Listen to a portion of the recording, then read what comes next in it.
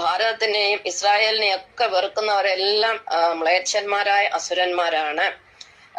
ഇവരാണ് ഇന്ന് ഈ ലോകത്തെല്ലാം പ്രശ്നം ഉണ്ടാക്കുന്നത്. പക്ഷെ ഇവര് അറിയുന്നില്ല ഇവരുടെ നിഗ്രഹത്തിന് സമയമായെന്ന്. ഇവര് എന്താ പറയാ, പിന്നെ അണയാൻ പോകുന്ന തീനാളങ്ങളാണ്. ഇല്ല ചെമ്മീൻ ചാടിയ മുട്ടോളം അതിൽ കൂടി ചാടിയാൽ എന്താണ് ചട്ടിയിലെന്നാണ്. അപ്പൊ ഇവരെ നിഗ്രഹിക്കാൻ ഭഗവാൻ നാരായണൻ ഇവിടെ എത്തിക്കഴിഞ്ഞു കൽക്കിയുടെ രൂപത്തില്. ഇവരെല്ലാം തിരിച്ചറിഞ്ഞിരിക്കുന്നത് വിഷ്ണുയോഗിയായ ശീലായപ്പൻ തന്നെയാണെന്ന് യാതൊരു സംശയമില്ല. കാരണം ഇവരെ മറ്റാരും ഇന്നുവരെ തിരിച്ചറിഞ്ഞിട്ടില്ല. ഇനി അടുത്ത പോയിന്റ് നമ്മള് പഠിക്കാൻ പോകുന്നത് വിഷ്ണു ആരാധന എന്താന്ന് പഠിച്ചിട്ട് നമുക്ക് ശിവാരാധനയെ കുറിച്ച് പഠിക്കാൻ പറ്റുള്ളൂ. വിഷ്ണു ആരാധന എന്ന് പറഞ്ഞാൽ കംപ്ലീറ്റ് സാത്വികമാണ്, പോസിറ്റീവാണ്. അതിനകത്ത് യാതൊരു കളങ്കവുമില്ല. മൂന്നേ കാര്യങ്ങളെ നമ്മൾ വിഷ്ണു ആരാധനയിൽ ചെയ്യുന്നുള്ളൂ. വിഷ്ണു ആരാധനയുടെ ഫസ്റ്റ് പോയിന്റ് എന്ന് പറഞ്ഞാൽ സ്നേഹം, ഭക്തി അഥവാ പ്രേമം. ഭഗവാൻ ആരാധിക്കേണ്ട ഭക്തി കൊണ്ടാണ്, അല്ലെങ്കിൽ സ്നേഹം കൊണ്ടാണ്, അല്ലെങ്കിൽ പ്രേമം കൊണ്ടാണ്.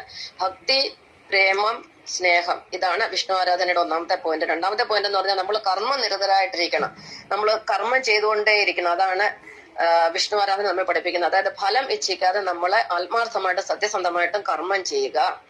മൂന്നാമത്തെ പോയിന്റ് എന്ന് പറഞ്ഞാൽ ഭഗവാനെ നമ്മളെ സമയാസമയങ്ങളിൽ കുറഞ്ഞത് 3 സമയത്തെങ്കിലും, അതായത് 3 തവണ നമ്മൾ ഭക്ഷണം കഴിക്കുന്നുണ്ടെങ്കിൽ 3 തവണയെങ്കിലും നമ്മൾ ഭഗവാനെ പ്രാർത്ഥിക്കുകയോ, അല്ലെങ്കിൽ ഭഗവാന്റെ നാമം ഉച്ചരിക്കുകയോ, അല്ലെങ്കിൽ ഭഗവാനെ കുറിച്ച് കീർത്തനങ്ങൾ പാടുകയോ ചെയ്യണം.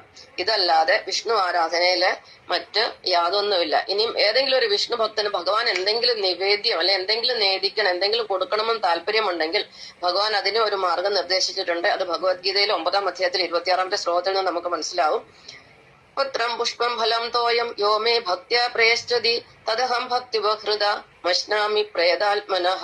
എന്റെ അർത്ഥം എന്ന് പറഞ്ഞാല്, എന്റെ ഏതെങ്കിലും ഒരു ഭക്തൻ എനിക്ക് എന്തെങ്കിലും ഒന്ന് സമർപ്പിക്കണം എന്ന് ആഗ്രഹമുണ്ടെങ്കിൽ ഒരു തുളസിയില, ഒരു പൂവ്, അല്ലെങ്കിൽ ഒരു ഫലം എന്ന് പറഞ്ഞാൽ ഒരു പഴം, പ്രത്യേകിച്ച് കദളിപ്പഴം, അല്ലെങ്കിൽ ഒരല്പം വെള്ളം, ഇതിലേതെങ്കിലും ഒന്ന് എനിക്ക് വേണ്ടി സമർപ്പിക്കുക. അല്ലാതെ മറ്റൊന്നും എനിക്ക് ആവശ്യമില്ലെന്നാണ് ഭഗവാൻ പറഞ്ഞിരിക്കുന്നത്. നാരായണന്റെ അഭിപ്രായം ഇതാണ്. അതുകൊണ്ട് വിഷ്ണു ആരാധനയില് യാതൊരു ആചാരമോ അനാചാരമോ ദുരാചാരമോ അഭിചാരമോ ഒന്നും തന്നെ ഇല്ല. ഗുരുതിയും അങ്ങനത്തെ ബലിയോ ഇതൊന്നും വിഷ്ണു ആരാധനയിലില്ല. വിഷ്ണു ഭഗവാൻ ആരാധിക്കേണ്ട മനസ്സുകൊണ്ടാണ്, സത്യത്തിലാണ്, ധർമ്മത്തിലാണ്, നീതിയിലാണ്, ന്യായത്തിലാണ്. ഇത് വളരെ സിമ്പിൾ ആണെങ്കിൽ ഇത് ഏറ്റവും ആൾക്കാർക്ക് പ്രായോഗികമാക്കാൻ ബുദ്ധിമുട്ടുള്ള കാര്യമാണ്.